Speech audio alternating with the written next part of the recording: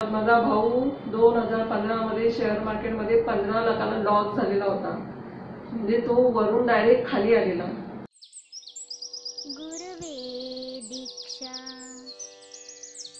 मी ज्योती श्याम कराडे घाटकोपरमध्ये राहते. ऍक्च्युअली मी सरांची फार जुनी स्टुडंट आहे. 2013-14 ची.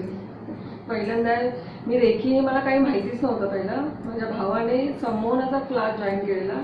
तो रात्री 8 वाजता जायचा, रात्री 1-1, 2-2 वाजता यायचा घरी. आणि घरी आल्यानंतर तो सर जे जे बोलले ते तो सगळं रिपीट करायचा. माझ्याजवळ तो सगळं सांगायचा.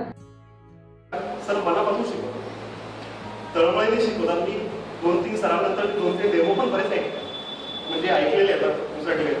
पण सर जितकं सांगतात त्याच्या 10% पण सर नाही कोणी सांगत. हा माझा वैयक्तिक अनुभव, तुम्ही कुठेही जाऊन चेक करू.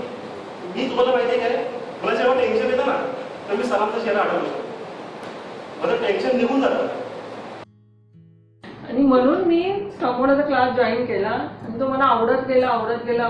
एवढा आवडला की मी डीप ट्रान्समध्ये आत्ताही सरांचा आवाज ऐकली तरी मी जाऊ शकते. नंतर मग माझ्या भावाचे काही इश्यूज होते ऑफिसचे वगैरे. मग सरांनी सांगितलं की तुमच्या बहिणीला सांगा रेखी जॉईन करायला. मी ती रेखी 2014 पासून जॉईन केली. 2014ला मी दीक्षा घेतली. तेव्हापासून मी म्हणजे कंटिन्यू आहे. माझा भाऊ 2015 मध्ये शेअर मार्केटमध्ये 15 लाखाला लॉस झालेला होता. म्हणजे तो वरून डायरेक्ट खाली आलेला. त्या सरांना माहिती आहे ते. म्हणजे तेव्हा मी खूप म्हणजे रात्रंदिवस रेखी करत होती मी माझ्या भावासाठी. तो जसं सांगत होता तसं मी करत होती. म्हणजे पहिली ग्रोथ एवढी नव्हती. तर मी इथून रेखी स्टार्ट केली, चालू केली डिस्टन्स रेखी. त्याप्रमाणे तिकडे त्याचं उत्पन्न वाढत गेलं. तर मी इथून रेखी स्टार्ट केली, चालू केली डिस्टन्स रेखी.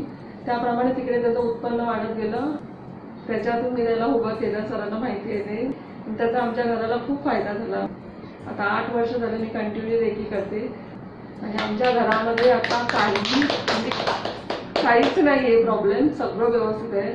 फायनान्शियल प्रॉब्लेम पण सगळं खूप छान आहे. प्रॉब्लेम हा शब्द वापरायचा नाही सरांनी सांगितलंय. तर मी सरांचे फार आभार आहे. त्यामुळे सर थँक्यू. आणि असंच नेहमी बोलवत जा, कधीही बोलवा, मी यायची तयारी आहे.